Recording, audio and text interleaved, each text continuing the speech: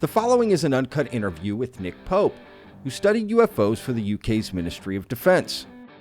You can find the edited parts of our interview with Nick on our YouTube channel. We'll put links in the description. This interview has parts we didn't include in the regular interview. Please enjoy. Hi there. Hey, Mr. Pope. Nick, how we doing, sir? Yeah, good, thank you. Yeah, let me just make sure this is all turned off. Okay.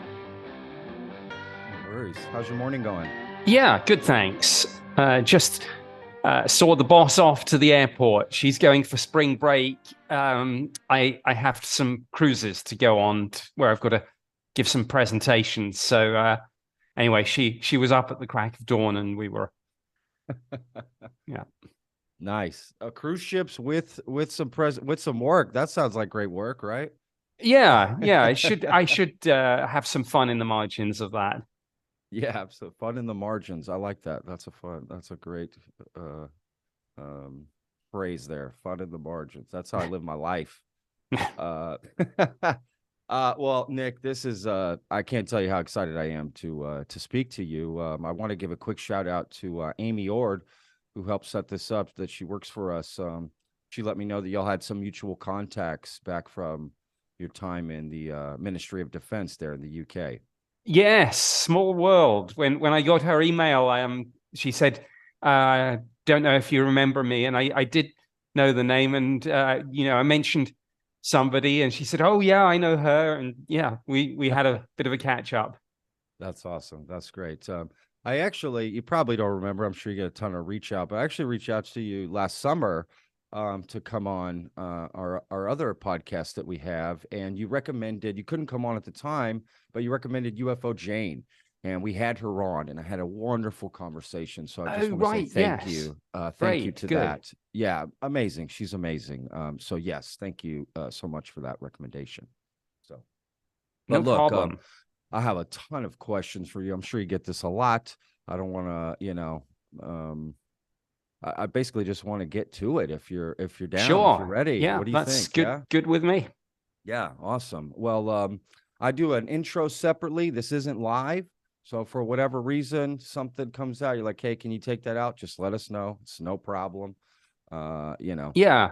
The only thing that might happen is that the phone might ring. I did call my in-laws to say that I was about to do a podcast, but if they don't get the message and see that I've called, they might ring back. Hey, I love that. A Nick Pope phone call on the podcast. Yeah. I'm all about it. Let's we'll meet the in-laws. No, I'm kidding. All right. Well, look, let's just jump in. I'm gonna hit you with this first question here. I think we'll start with probably the most obvious question for most people in this field, especially right now, which is just these new, because you're in California, right? You've moved to America now. Yes. Right. Yes. We actually split our time between California and Arizona, but at the moment I'm in San Jose. Yeah. Okay. Right on. So yeah. So great. So look, basically these new UAP reports that are coming out from the U.S. government, right? So I'm curious, just your opinion on these latest reports overall, your general opinion, like how are they beneficial? Is there anything in them that we should, maybe not necessarily a smoking gun, but maybe people can look into more? I don't know. Sure. I mean, this is hugely beneficial to this subject. Absolutely. It cements the fact that this topic has transitioned from fringe to mainstream over the last 5.5 years or so. And there have been many steps on that road. Some of it has been the release of some of those US Navy videos that everyone's seen. But you mentioned specifically the reports. And yeah, that's a huge part of this. We've had 2 reports now from the Office of the Director of National Intelligence, and they've made very interesting reading. It's not been disclosure quite as the UFO community means it. But if anyone thought a few years ago that we'd be getting reports from ODNI, the same sorts of people that do reports on Russia and China and North Korea and things like that, if anyone thought we'd be getting reports on UAP, from basically the Office of the Director of National Intelligence, you'd have waved it away and said, no, that'll never happen. And here we are. Yeah, absolutely. Good. I'm glad to hear you say that, because anytime something from the U.S. government comes out, we sort of take it with a grain of salt and not too sure, especially when people in the community will accuse the U.S. government of hiding things and disinformation, and then they release information. It becomes very hard, right? To well, these are the same people that aren't necessarily being, forward with us. Are they being forward with us here? How do we determine that? Sure. I mean, it is very difficult to navigate. And one of the complicating factors is that, as in a lot of things, the government isn't moving in a single direction on this. It's not as if it's a single monolithic entity. And what I see playing out now, sometimes through the media, is a sort of factional dogfight between what I like to call almost like a skeptic and a believer wing or faction within the Department of Defense, within military intelligence, within other parts of the US intelligence community. So it's not surprising that we're getting a little bit of mixed messages. One moment you've got like a NORAD press conference in the aftermath of the Chinese spy balloon saga, where one of the reporters asks, well, with the other three that you shot down, I mean, have you ruled out the extraterrestrial question? And the general replied, at this point, I haven't ruled out anything.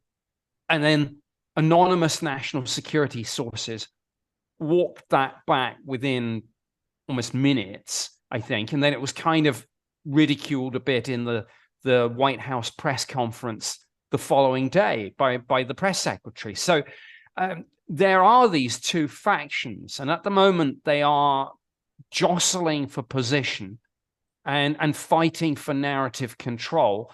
So yeah, it is confusing, and we are getting these, as I say, mixed messages coming out of the system. You make a good point, though, about it's not this monolithic approach, right? The government is broken up and compartmentalized, and people over here don't know what people over here are doing. So honestly, that does make a lot of sense, what you're saying. So just for people listening and watching, right, they can feel a little more comfortable with these reports and not necessarily wave it all off with a brush, which the same way they would do to us, right? We don't need to have that same approach as well. So good. I'm glad you said that.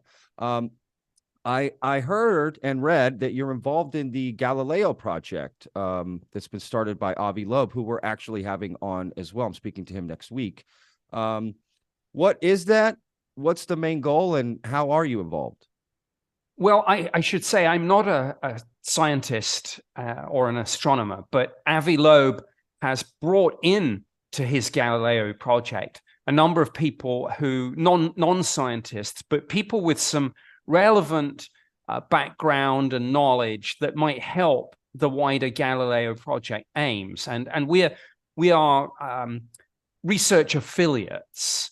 So our role is just advisory, and it's to advise Avi and his science team on anything where he feels that he would benefit from some advice. And I mean, I'll let Avi unpack the different strands of what Galileo Project is actually doing, but it falls into a number of categories, including looking at new UAP data that will be gathered, but also looking at, obviously, Avi, was already very well known, but came to even wider international fame because of his views on Oumuamua, and the idea that there might be these interstellar objects, and frankly, we don't know what they are. And of course, Avi's point is, well, that's what science is. You have a question, you put a hypothesis forward, and then you try and test it. And you test it by designing experiments and gathering data. So Avi is doing a lot of that. I know he's got an expedition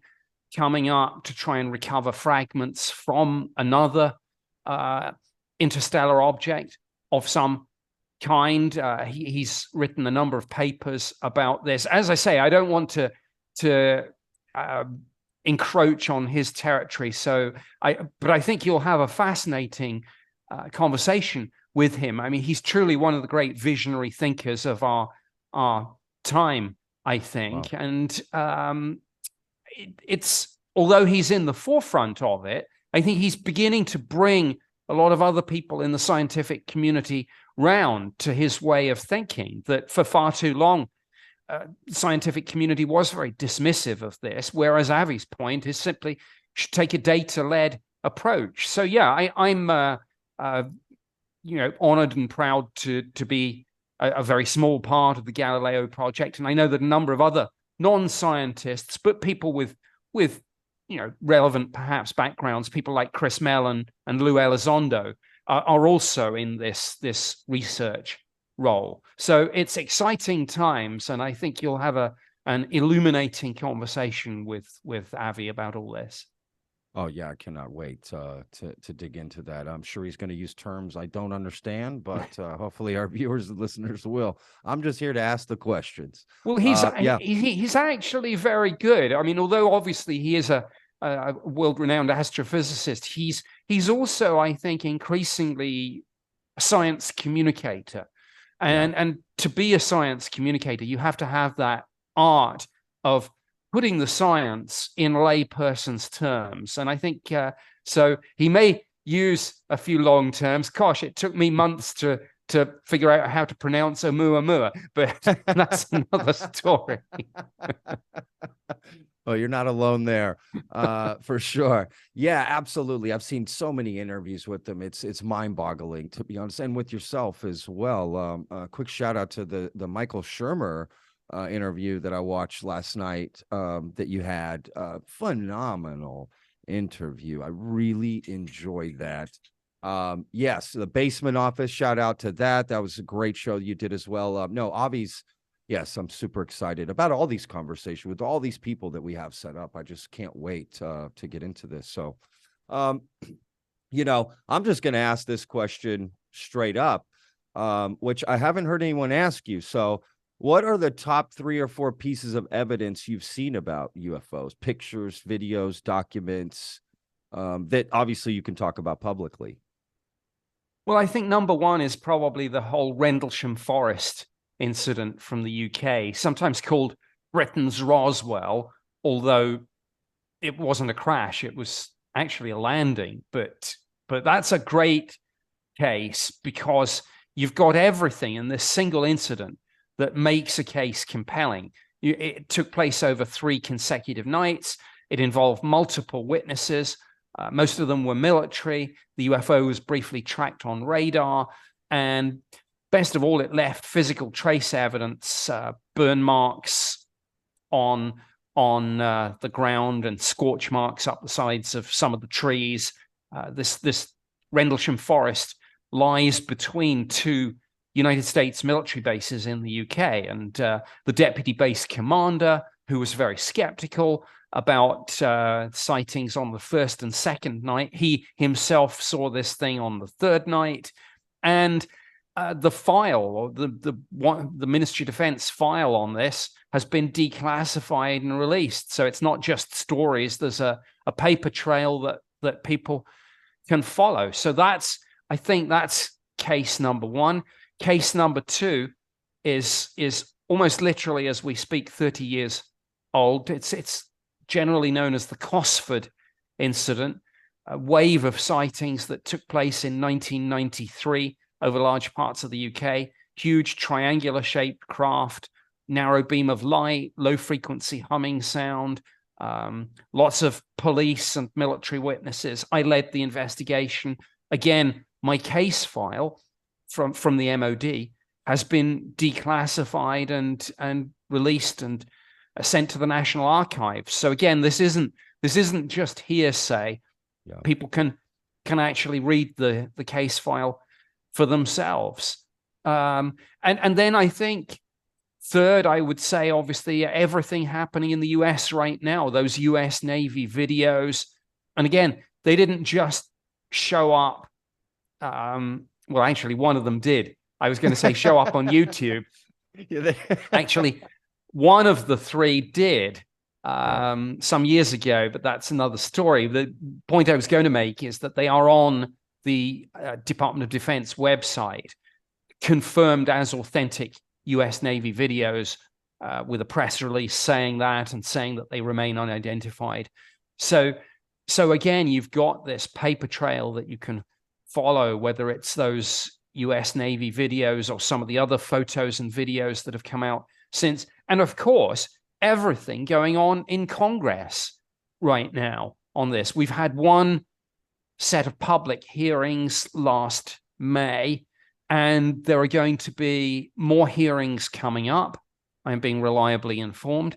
And some witnesses have already given behind closed doors testimony to some of these committees and subcommittees, sometimes to the congressional representatives, mostly in the first instance, I think, to some of the staffers who are just trying to get everything prepped for what will, I'm sure, be at least one more public hearing this year, maybe more. And all this stems from the fact that there are multiple UAP provisions in the newly signed defense bill, which again is unheard of. The idea that this is now written into the legislation, into the omnibus defense bill, where basically the Pentagon sets out pretty much everything that it's going to do. But Congress has mandated that there be a report on everything that's been learned since January 1st, 1945 onwards, any programs that the government has run, any materials that they've recovered. And in parallel with that, one of the other provisions in the bill is a sort of whistleblower clause, which says that anyone with knowledge of these programs, direct or indirect, can come forward and testify to Congress, even if they think that they're still bound by a non-disclosure agreement or any other form of secrecy oath. The legislation has released them from that and said that they can come forward and testify to Congress. So there's a lot going on right now. Wow, that is amazing. But have you actually seen yourself, like, videos that are not public, pictures that are not public? You said the Rendlesham Forest, like, you saw, physical evidence yourself, like put your hands on it? Or yeah, I've seen some physical evidence, photos, videos, some materials that people say are anomalous. I don't know. I don't have the scientific expertise to evaluate them. Others do. Sure.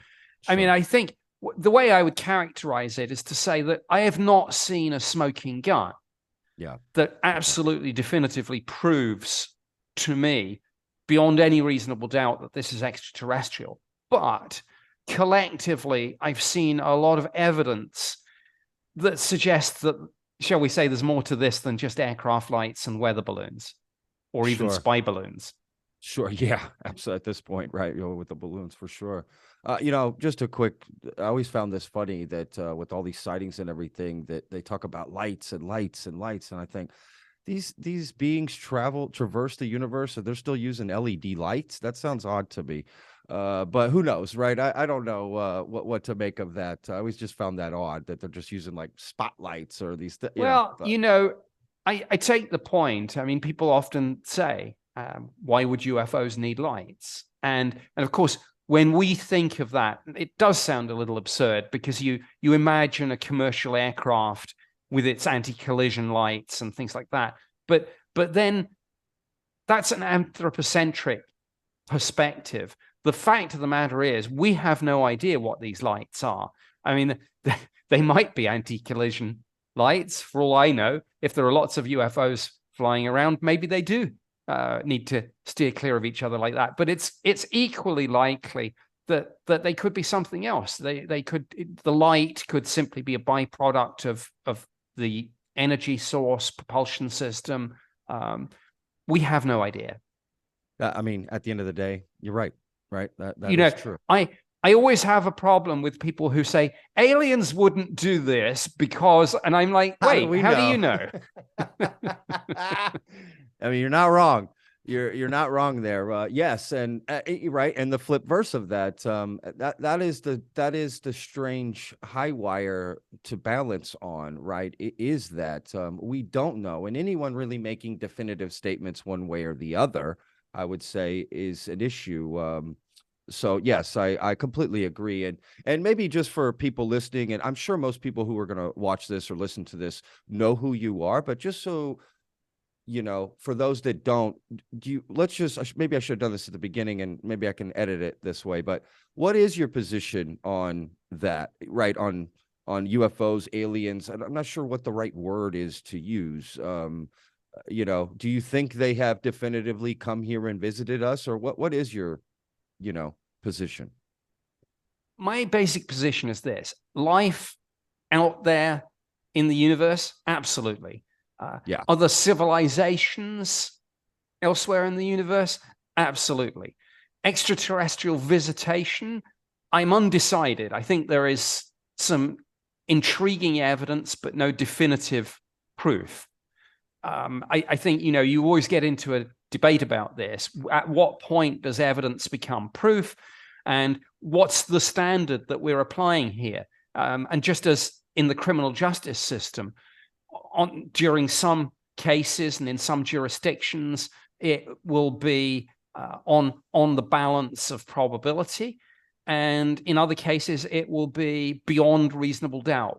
We're certainly, to my mind, we're not in beyond reasonable doubt territory on this, but I certainly don't rule it out. I think there are a lot of interesting pointers, and I think, again, if there weren't these pointers, Congress wouldn't be interested in the way that they are.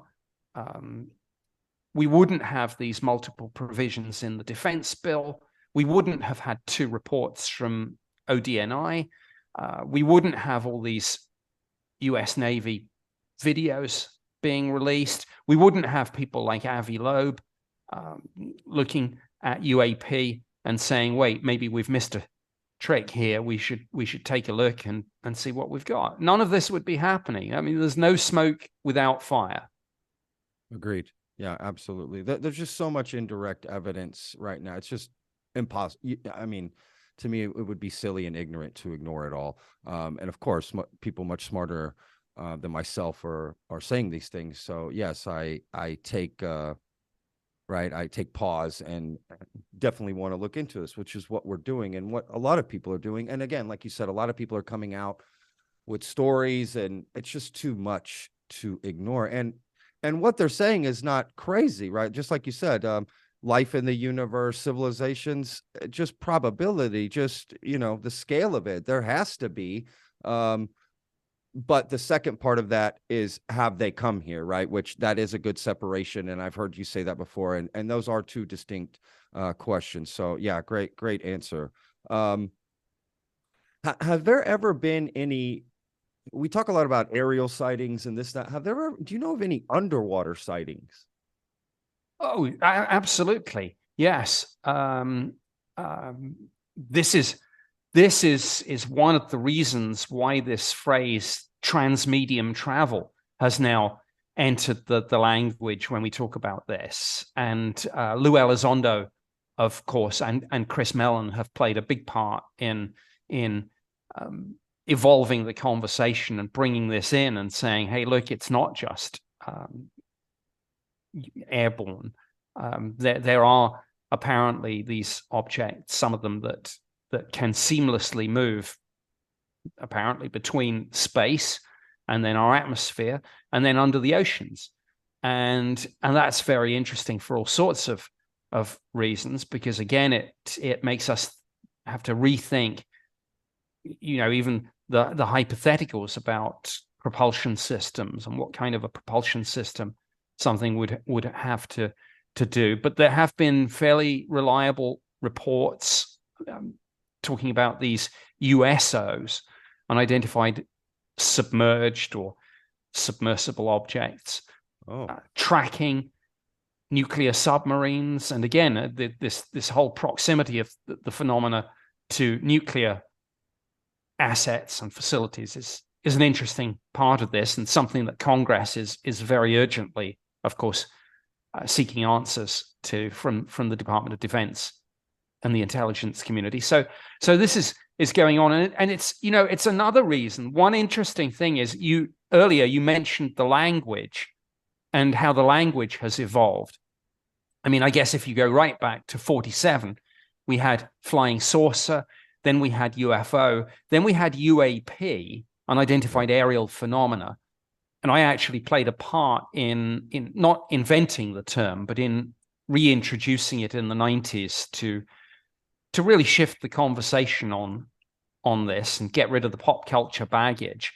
But now things have moved even further. And of course, UAP is not really sufficient to incorporate these USOs, which is why the new Pentagon office that replaced the old UAP task force is called AARO, AARO, which stands for All Domain Anomaly Resolution Office.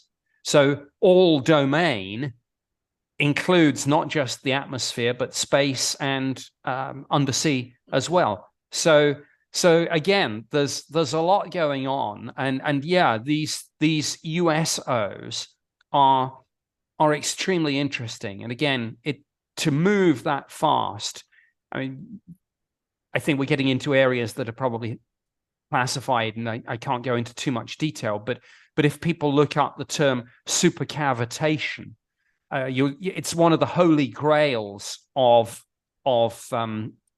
Navy folks is supercavitating submarines and torpedoes. Obviously, the water resistance is a big problem. What does that word mean?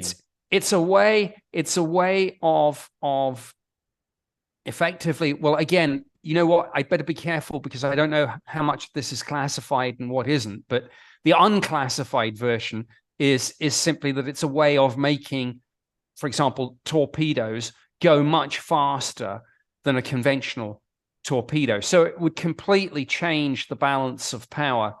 And when you think that obviously nuclear deterrence depends to a fairly large extent on submarine launched ballistic missiles, it's why anything that impacts on this is of huge interest and potential concern. Yeah, absolutely. You mentioned wow, that's fascinating. First of all, you mentioned the excuse me, the nuclear sort of connection here, and yeah, you know, as I looked into this more, there is, from the nuclear sites, nuclear submarines, right? Anything nuclear, there does seem to be this great connection between phenomenon around that. And I read this theory about, like, that, you know, when a nuclear bomb was set off, that this ripple effect happens and could potentially be affecting them, right? Where they're like, get this signal, like, whoa, what was that? Is that what the connection? Do they just see that we have this power? What are some of the more exciting theories around why they might be interested in our nuclear power? Well, one theory, I don't necessarily subscribe to it, but it's out there, so I'll mention it. One theory is what I kind of jokingly call the kids have found the matches theory. that if there is a sort of galactic federation or something along those lines, one thing that puts a civilization, a newly emerging civilization not in that federation, on their radar is when a civilization develops and then uses nuclear power. So again, a lot of people in the UFO community have said, is it any coincidence that we developed and then used in anger the bomb in 1945, and then 2 years later we had Kenneth Arnold, flying saucers, and then Roswell, and the birth of the modern phenomenon? Did this put us on the map, on the radar, so to speak, with civilizations that were concerned about this? Is it a sign? Is it one of the trigger points that a civilization is worth taking note of when they develop atomic power? And in conjunction with that, when they develop rocket and missile technology, because that's the technology that will ultimately take us beyond Earth. And so there is a certain logic that something about that attracts the attention of much older and more advanced civilizations in the universe. So that theory is out there. Then there's a variation of that theory, which I call the sort of Space Brothers, Space Sisters theory, which is that it's a little bit New Age, but it's that these civilizations are benign, and they're just sending us a message that they can switch off our silly little toys if they want. My response is, well, they didn't at Hiroshima and Nagasaki. Maybe that took them by surprise. Who knows? I don't know. I mean, all this is speculation. Again, Congress has noted this, and there are two. Congress have basically said there are two theories, or rather, the DoD in response to Congress have said there are two theories. And one theory is that, yeah, there's a connection between UFOs and nukes, and we'll get to the bottom of it. The other theory is that it's just collection bias, that because areas around nuclear facilities are much more heavily surveilled than anywhere else, if there are strange things in the sky, they're much more likely to be detected. So that was one of the questions that Congress asked the DoD. Go find out if this is collection bias or if this whole UFOs and nukes issue is a thing. And if it's a thing, come back and tell us what's going on. Yeah, actually, yeah, great point. Wow, that is fascinating. Completely makes sense. All of that could be true together. In fact, again, shout out to the Michael Shermer interview you did. We'll put a link in the description for that. What I find fascinating as a new person sort of jumping into the space is it's like walking up on a playground and seeing a bunch of kids fighting and being like, hey, hang on a second here, right? You got skeptics and you got ufologists. And it's like, whoa. Everybody's trying to get to the truth. Let's stop fighting. So I guess what I would ask you is, what's one piece of advice you would give to skeptics about studying UFOs? And what's one piece of advice you would give to ufologists about studying UFOs? I think I would say to the skeptics that I absolutely understand their mindset, and I try to approach things from a skeptical point of view as well. I mean, particularly given my government background in this at the UK Ministry of Defence, that was our default position. So my message would be, I get it. I've been there. I think skeptics probably are better. I don't want to take sides, but I think at this they are better at identifying and using good sources of information and being able to use critical thinking to say this is a good source and this isn't. I think sometimes the believers are a little bit too quick to say, hey, look at this, look at that, whereas the skeptics are much more narrowly focused in on, well, what can we say is legitimate? And so, for example, start with trying to back everything up with, well, here is a video, not just on YouTube, but on the DoD website. So I would say carry on with that, but don't throw out the baby with the bathwater, because even though there are obviously some things in the believer camp which are just totally crazy, that doesn't mean that they don't have some good stuff too. So I would say, even though, you have to wade through a lot of stuff and there's a signal to noise ratio, do look at what the believer community is presenting, because there are some nuggets in there. So that's my advice to the skeptics. My advice to the believers is I get it. But the skeptics are genuinely interested in this too. I mean, there are one or two who are probably just contrarians who are like, there'll be the guy in the bar who doesn't really have a view on something, but just deliberately takes the opposite view just to be difficult. There are one or two of those, but for the most part, I would say no. The skeptics are very well-intentioned and genuinely interested in this too. So they're not. Being a skeptic does not make one a debunker. It just means that their critical filters are different, and that they have set what I call the evidence bar a little bit higher. So I would say to the believers, understand that mindset and respect it. But then I would say to both sides, find your common ground. Yes. Yes. Yeah. And if you can't agree at the edges, which you almost certainly won't, maybe you can, like a Venn diagram, maybe you can meet in the middle and agree on that common ground. Yeah, great advice. That's great. I hope people take heed of that.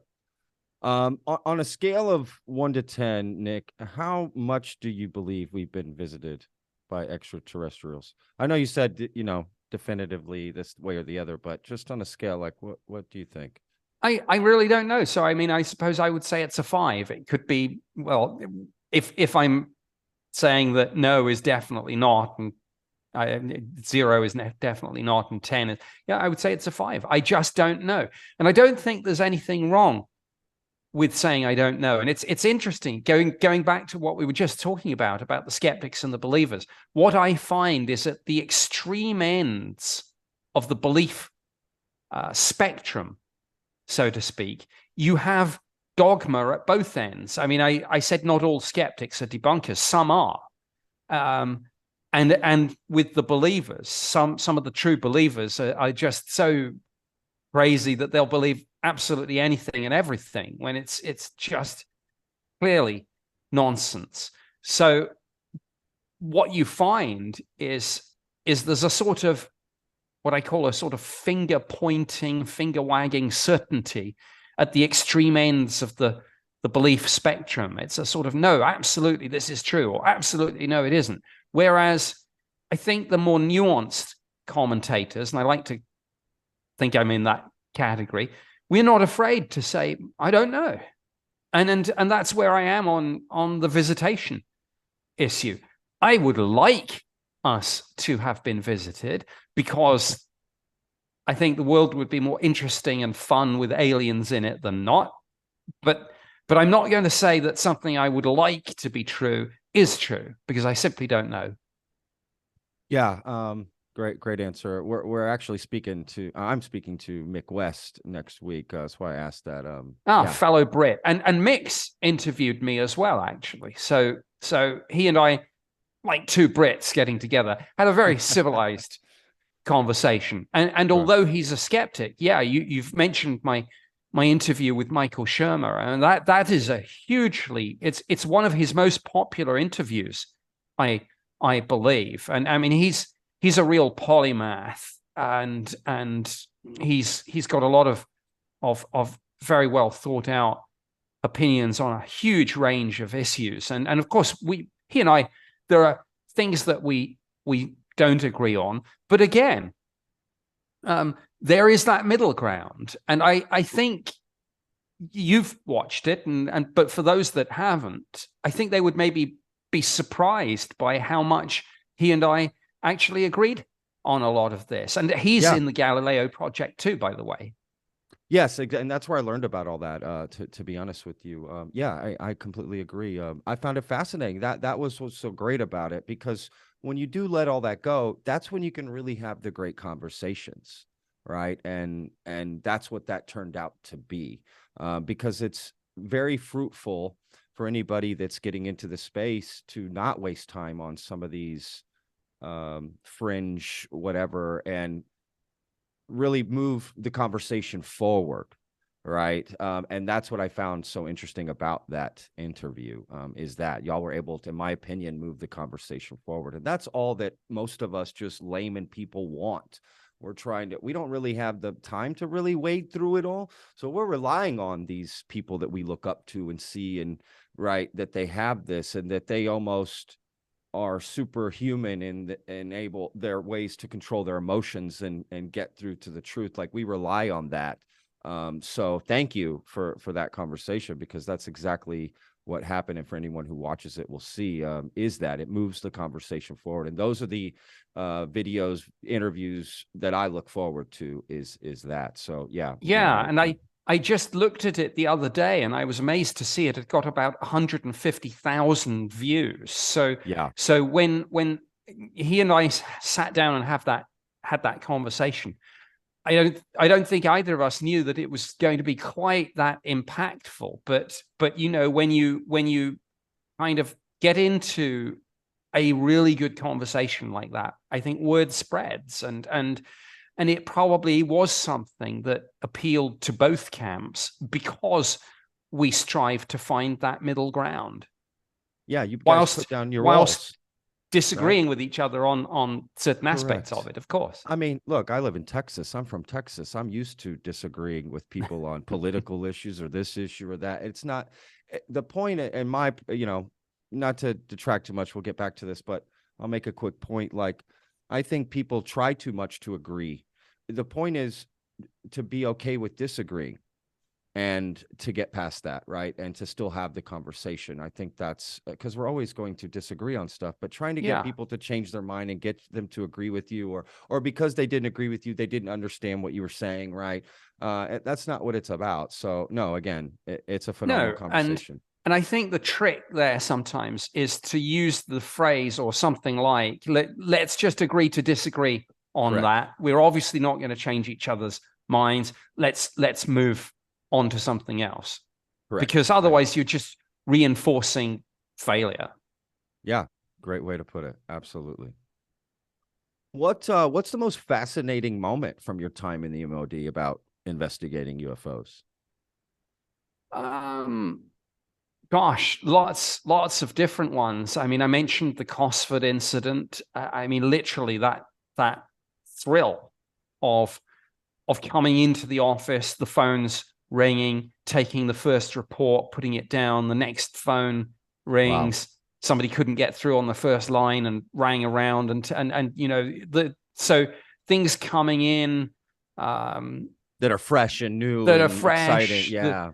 The witnesses still, one of the witnesses, you know, voice still shaking almost as he related it, because he's putting himself back in the moment of something that to him happened just a few hours earlier, and you get caught up in that. And of course, you know, I led the investigation into that. We very quickly we pulled the radar tapes. The excitement when, and I'm showing my age a little, I guess, because back in the day, the radar tapes were downloaded onto VHS video cassette. So we got this, and not everyone in the Ministry of Defense headquarters building had a facility to play them. So me and an Air Force officer were almost literally running around the ground floor saying, I think the press office, they've got one. And so we went running into their room. It's like, quick, can we use your machine? You know, slam in the tape, and then you're looking at the radar data. You're looking at the sweeps going around, and then dots showing up and then fading out. And you're thinking, you know, so that real, wow. I think that's one of the moments. That's a great. Are you kidding me? That's every UFOologist or believer's dream right there. That's their wet dream, is to have that moment.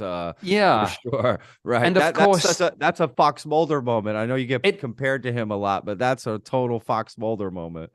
It was. And of course, I mean, there are lots of civilian ufologists doing great work, but of course we were doing this investigative work from within government. So of course we had all sorts of advantages. I mean, literally, as I say, you just lift the phone, speak to the radar experts in the Air Force, and next minute the tapes are being delivered to your office. I mean, this is something that ufologists could only dream of. That's what I'm saying. Absolutely. Are you kidding me? That's wow. Yeah, that's a great story. All right. So let's forget for a moment if aliens have visited. All right, let's just throw that out for a moment. You said earlier that to you a world with aliens in it would be more interesting and fun, and I honestly take pause with that for a moment, because I think, would we really want them visiting? Like, what history do we have to go off of that might say that's not such a good idea, right? Stephen Hawking famously said, like, it will be like Columbus meeting the Indians. And I gotta be honest, that makes a lot of sense. Maybe not at first would it be exciting and fun, maybe over time, right? Look what we have America now. But at the time, right, that first crash together may not be what we want. I don't know. What are your thoughts on that? Sure. I mean, there are so many variables here, it's almost impossible to say. Well, Again, there's a that's true. spectrum. At one end Sure. of the spectrum is ET, and at the other end of the spectrum is War of the Worlds and Independence Day. So yeah, Sure. I take the point. I guess I'm kind of two things on this. Firstly, there's not much we can do about it. Yeah. We've Fair been enough. a detectable civilization for decades because of our radio and TV broadcasts. You can't get that toothpaste back into the tube. They're either going to come or they're not, and maybe they are already, like as we've said. So that's one thing. The second is just, you know, it's like probability theory suggests that if there is this spectrum, that you're not going to encounter ET, and neither are you going to encounter Independence Day. You will get something in the middle, which will be a little bit cool and distant and neutral and abstract and maybe truly alien in a way that perhaps we can't really even conceive. So we may come up against fundamental problems like, can we even communicate with them? And then you get to all the second order questions like, you know, what will be the impact on politics, religion, science, Sure. technology, the economy? Yeah. Because make no mistake about it, every aspect of society will be impacted in a profound way, I'm sure. But we can't really predict how it will go, except to say it will probably go very different to anything you've ever seen in Hollywood. Maybe the closest I like to think would be something like Contact or Arrival. And again, that kind of illustrates the point, because that's somewhere in the middle. Yeah. It's something truly alien that we can't quite fathom. It's not come to be cute and fluffy and friendly, but neither has it come to eat us. Sure. Well, I think there's many ways to look at it. That's a great response. Right. What would we do if we were out above a planet that we knew had life below it, and are we just going to go down there and stomp on them like ants? Well, of course not. Right. We're there to study. So that's not so far fetched to think that. My fear is something that is not intentional, meaning, you know, diseases, for instance, right? They weren't intentionally trying to get people sick, but the diseases is what caused a lot of strife during that time, right? So I think there'll just be unintentional consequences that won't be good for us. That, again, it wasn't meant that way, but it just, because of mixing, right, with this new species or species, however we want to look at it, that's my fear, just unintentional consequences. As I said to Tucker Carlson on one of my interviews, we don't want to end up with the Venus flu. You know. Exactly. That's my fear. But, like, yeah, we came for, you know, to show our technology and our this, and it's like, oh, I'm starting to feel a little funny. What's going on? Right. Like, that is my fear. But like you said, we don't know. I mean, fortunately, you know, but it's a serious issue, the potential biohazard. Yes. And the only good thing is that NASA has done some thinking about this, and I think they've retitled it now, but they used to have the marvelously named Office of Planetary Protection that used to do forward and back contamination. And we are supposed to sterilize any craft that we send to another world in case there is a embryonic ecosystem there that we might destroy. And conversely, when we do these sample return missions, you treat it as if it was some sort of virulent airborne Ebola, like you can't believe, on steroids. So yeah, it is something to think about for sure. Yeah, I mean, if the pandemic that happened with COVID is any indication of how the world will handle something like that, that worries me.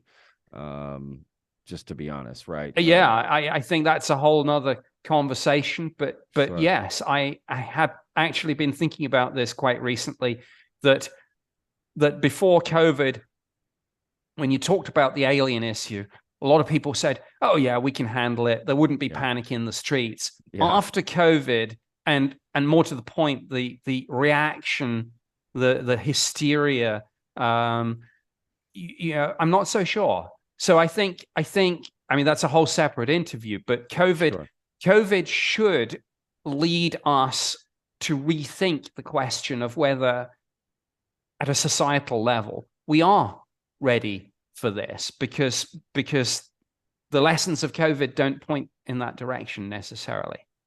Correct. Yes, absolutely. Well, famously, right, isn't there that saying, a person could be smart, but a group of people is stupid? And again, I'm from Texas, so that makes a lot of sense to me. But anyway, that's another podcast too. All right, let's see here.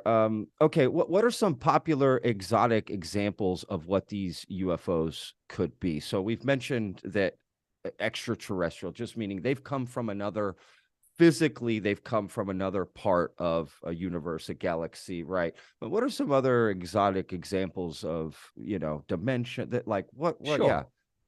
Well, the three competing, or four main competing theories. Firstly is the ultra-terrestrial theory. The idea that, this is the idea that another civilization developed on Earth, perhaps under the oceans, perhaps in caverns that we've not yet discovered, and that there's a second technological civilization on planet Earth.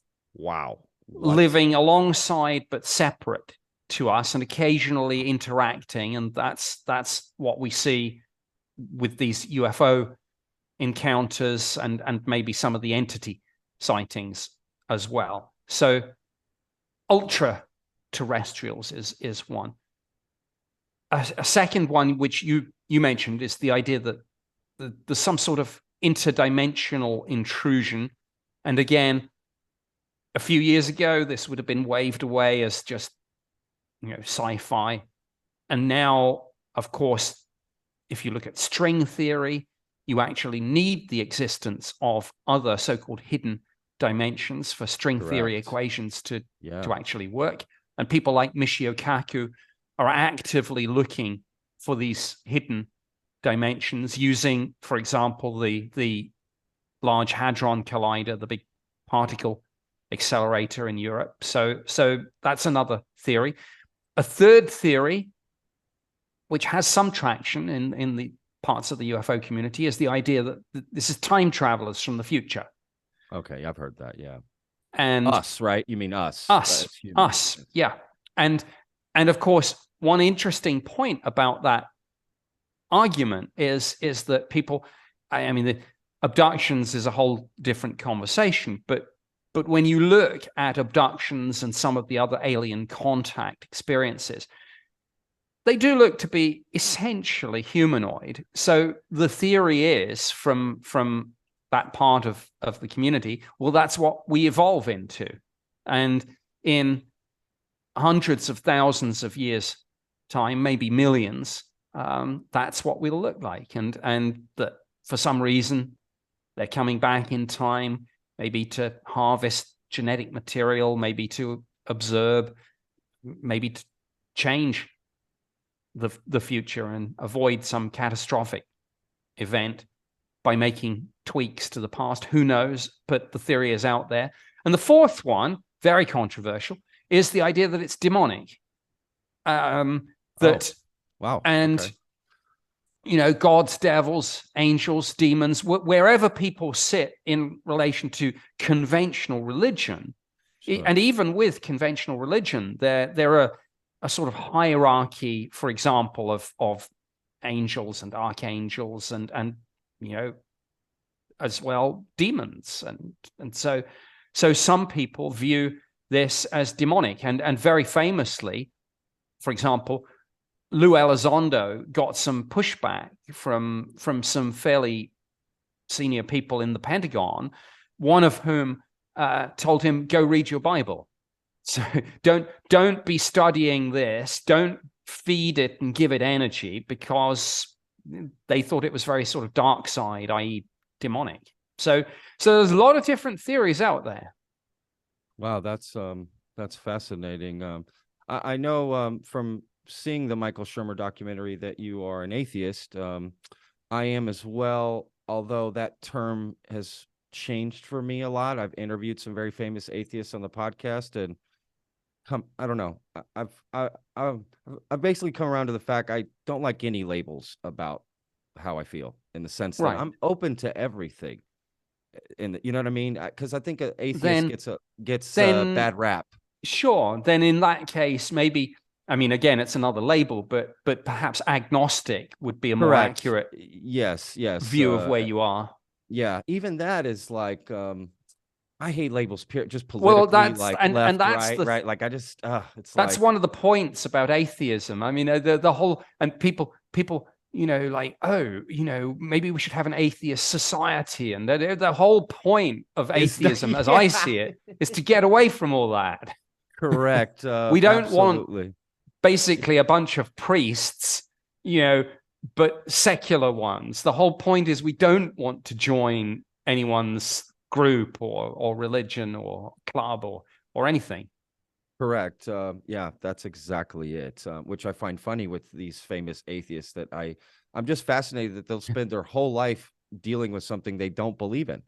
I just find that fascinating. It's like, if you don't believe it, don't engage with it. Yeah, exactly. What are you doing? Yeah, I find that fascinating. Because if you then try and promote atheism and it just becomes another religion, albeit a secular one. Correct. It's the other side of the coin. Yeah, essentially. Yeah, absolutely. I couldn't agree with that more.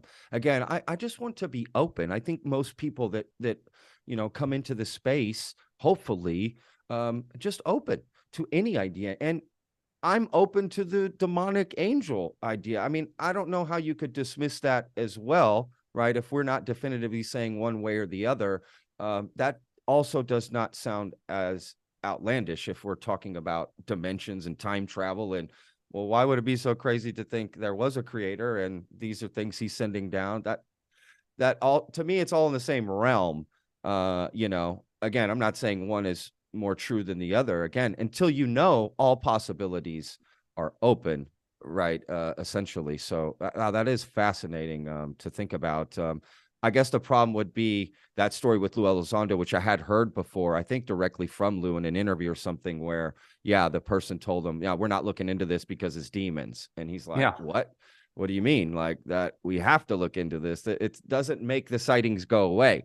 No. Right. They're still here. We need to find out what this is that's breaching our airspace, breaching our water, however you want to put that, right? Like this is important to find out, no matter what your preconceived beliefs are, which I think can hold us back, right? If you're holding on to these things that won't let you move forward, that's what's detrimental, in my opinion, to this. Exactly. Movement. Because you've got to be data led in this, not conclusion led.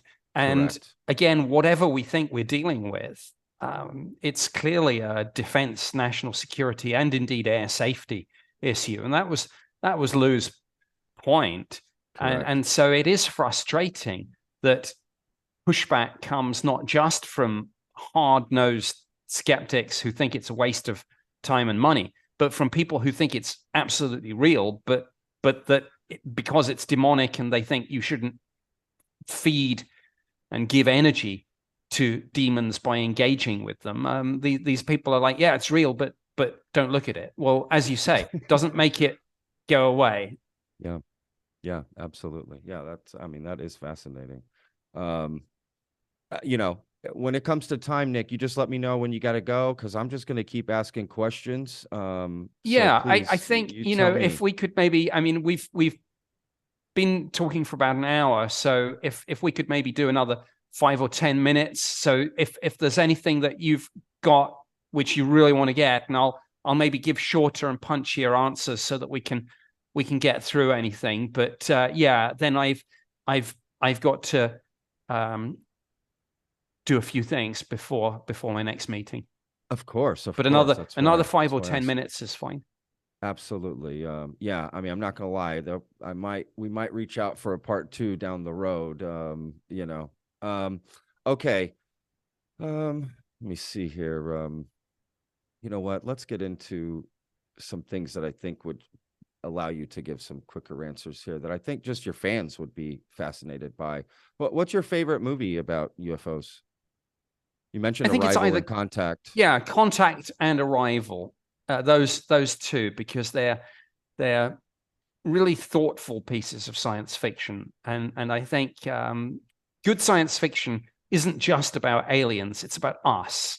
And I Yeah. think that's that. And I've not read the book on which Arrival is based, but I have read the book on which Contact is based. Of course, the eponymous title by the late Carl Sagan, and it's an excellent book. It's similar in some ways to the movie, but there are some differences too. So yeah, Contact and Arrival. Excellent. What what's your favorite documentary about UFOs?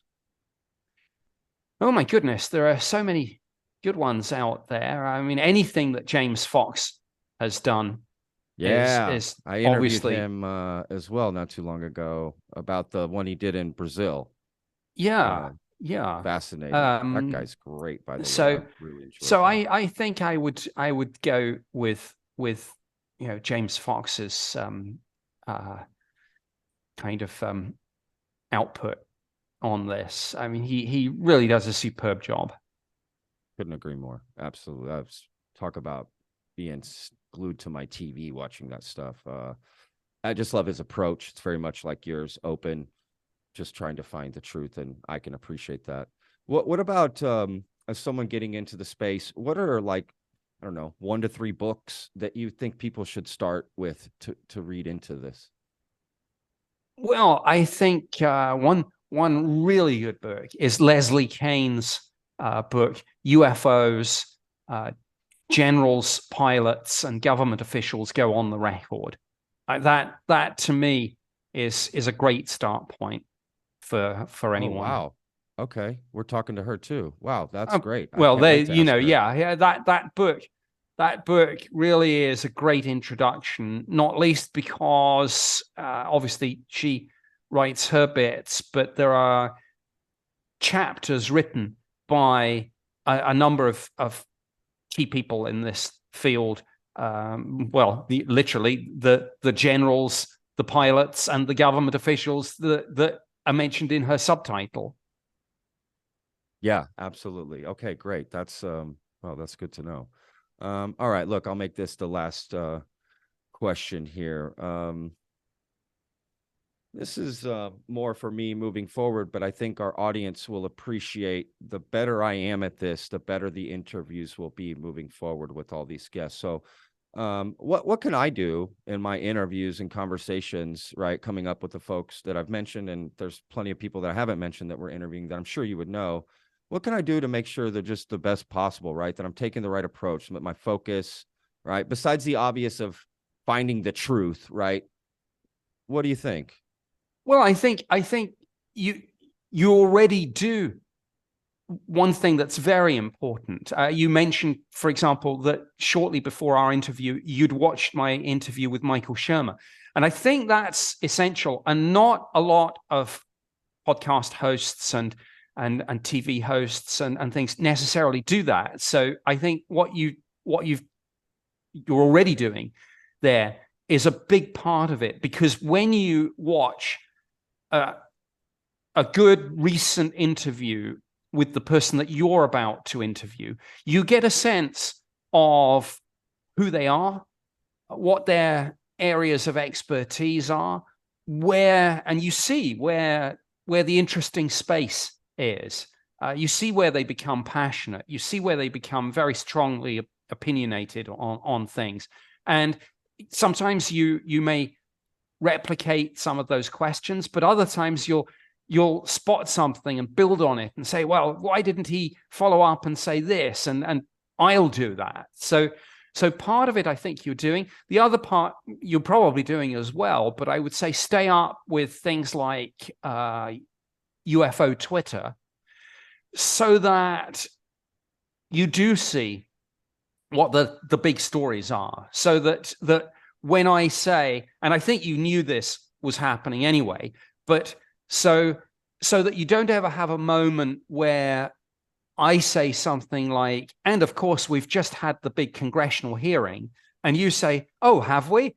And so instead, you come back and you say, yeah, I saw that. What did you think of what Sean Kirkpatrick said? Because I thought he looked very nervous when they started talking about the nuclear issue. Yes, I thought that too. And so you are able to exploit the fact that you've got the guest right there with you who's seen the exact same thing that you've seen. And it gives you a stronger bond between the host and guest, and it gives you the fertile ground in which to have that discussion. Now, I think from our conversation, which I very much enjoyed, I suspect you're doing all that anyway.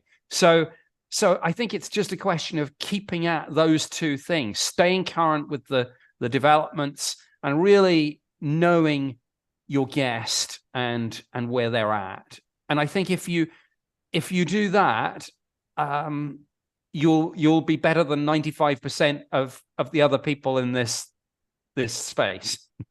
Wow, that's great advice. Yeah, absolutely. I actually watched a lot of interviews with you, not just that one. And I have over time. I think, I have been a fan in this space. So I probably take in a lot more content than most people. It's like the old saying, train hard, fight easy. Yes, absolutely. An actor will say that you get off book so that you can improv, right? That's the whole point. Otherwise, you can't improv if you don't know the whole thing that's going on, right? Yeah. You can't pivot if you need to. No, great advice. I really appreciate that. I just want to make sure that, I have people on. I want to make sure that I respect their time and the audience's time, and I do it the right way. I mean, it's a really big concern for me to make sure that I approach this in a fair way. Well, you do, absolutely, and I think I think everything that we've discussed showed me that you had prepared meticulously, and frankly, I'm not going to name any names, but I've done some podcasts which were frankly pretty dreadful because the host had really no particular idea of what they were doing and had just sort of blundered their way through it. But train hard. UFOs, huh? Right? They're just UFOs. Like, yeah, UFOs. Yeah. So yeah. Now, with some, I get that with some celebrity podcasts where you've got somebody that's totally isn't their field, they've just got a producer feeding them material, and they're doing a UFO episode, and next week they'll be doing a cooking thing. So I'm not criticizing, of course, because but that's a very different type of podcast. On that type of podcast, you can start with what's going on with this UFO stuff then? Yeah, it's a good point. Well, because the audience is probably different, right? You've got people that don't know anything, so coming from that approach can make sense to some extent. You're a niche podcast because you are in that space, as opposed to being, say, the singer who's doing a UFO episode one week, a cookery episode next, the travel the one after that. Correct. Yeah, absolutely. Which is how we started with the Lone Star Plate. We sort of got into it, and that's how we started. But now we've decided, no. This is just too big. We're going to just focus on this and create a platform for just these conversations. Well, when you find something that genuinely interests you and holds that interest, yeah, stick with it. Yeah, absolutely. Well, Nick, man, I don't want to take up too much more of your time. Thank you so much for this. It's been absolutely fascinating. And yes, I honestly can't wait for round two, whenever that happens. And I just wish you the best with your cruises coming up and any projects. Do you want to tell anybody, the audience, some things you have coming out or that they should pay attention to from Sure. yourself? My website is nickpope.net. And my Twitter is at Nick Pope MOD, standing for Ministry of Defense. But and Twitter is the social media platform I use most. I'm going to be at some of the big upcoming conferences this year. I'm going to be at the Roswell incident, which is the conference organized by the Roswell Daily Record. So that is, I think, June 30th to July 1st in Roswell, of course, ground zero for this subject, as many believe. I'm also going to be at Contact in the Desert, I think actually about a month before Roswell. That's going to be a huge conference. I'm going back to Shag Harbor, site of a very interesting UFO case back in the 60s, actually, up in Canada. I'm sure I've heard of that one. Forgotten some other events. Awakening Expo in the UK, actually. That's going to be a big one. And I suppose the biggest thing of all is that I moderate Ancient Aliens Live, which is a 90-minute live stage show based on the hit TV series, now in its 19th season, I think. Can't believe that. Wow. So yeah, I'm the moderator, and the people we have on stage for the events are, of course, Giorgio Tsoukalos, David Childress, William Henry, and Dr. Travis Taylor. So wow. We have fun with it. Like I say, it's a 90-minute live show. We show some clips from the show. We ask a lot of questions. We have a little bit of fun and banter at each other's expense too. and audiences love it. We've been, we've done, I think, 17 shows so far. We've got a number coming up, more to be announced soon. People love it. We've been selling out, going into theater venues, selling out sort of 1,800 seat venues. Wow. Everyone finds it both interesting but fun too, and they really, really have a great time with it. So Ancient Aliens Live, people can look up and see, and hopefully we'll be coming to a city near you soon. Oh, I hope you're coming through Dallas here, at least some part of Texas, because I got to go to that. I remember you telling me that in the email, actually, that you were preparing for that and you were about to hit off and you didn't know how it was going to go. Well, so I'm really glad to hear. Yeah, we did a couple of shows down in Texas, actually. We went to Lubbock. Oh, okay, yeah. And we did another one. I can't even, it's like I've done so many of these, of course. You just but we always love coming to Texas, and we hope we'll be back soon. So, watch this space. It's difficult. It's all about venue availability and but we want to come to as many different parts of the US as possible. So everyone has a chance to come to something close to them. So keep an eye on the website, and more dates should be announced soon. Excellent. Well, that's great to hear, Nick. Well, again, my best to you and your family and your travels coming up. And hopefully your in-laws got the message. They'll be out of your hair from here on out, and, free reign in the house, you get to do what you want here for a minute. I'm married. I get it. So beer and pizza. Again, right. Exactly. Exactly. So yes, my best to you. And again, shout out to Amy Ord, who helped set this up. She's a real big part of our team, and it's just a pleasure to work with her. So I really appreciate her setting this up.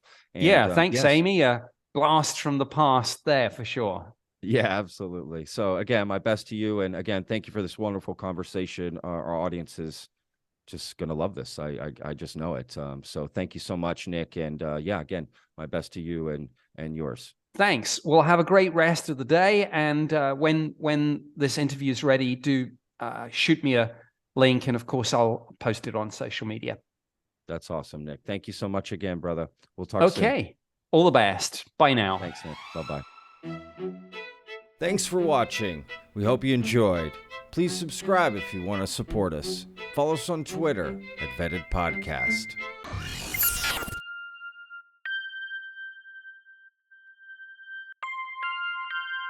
This is Vetted.